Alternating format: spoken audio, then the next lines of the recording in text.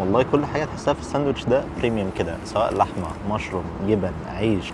ساندوتش حلو فعلا. قلت لكم قبل كده ان انا بحاول اصور الاماكن اللي محدش صورها خالص وفعلا يبقى فيها حاجه مختلفه، والمكان ده واخد تقييم 5 من 5 على جوجل مابس، وبالرغم من ده ما شفتلوش اي دعايه خالص على السوشيال ميديا. فانا النهارده في التجمع الاول في ايميرالد بلازا جنب لولو ماركت عشان اجرب ابو تشيز ستيك. المكان متخصص في الفيلي تشيز ستيك، هم بيعملوا حاجات تانية برضه غيره. عامه دي المنيو بتاعتهم عشان برضه لو حابين تشوفوا اي اسعار. نبدا اول حاجه بقى بالماك اند تشيز. بسم الله. هي المكرونه معموله الدنت كده، اللي هي تحس فيها عضه كده شويه، الصوص نفسه تقيل، فعامه ماك اند تشيز لذيذه. باتي ميلت دبل، شكل مغري الصراحه. الساندوتش حلو قوي والله بجد، طعم اللحمه حلو قوي. بعدين ممكن ينافس مع الناس اللي فوق يعني بقوه. ناشفيل تشيكن في احلى بصراحه، لوبي جوز.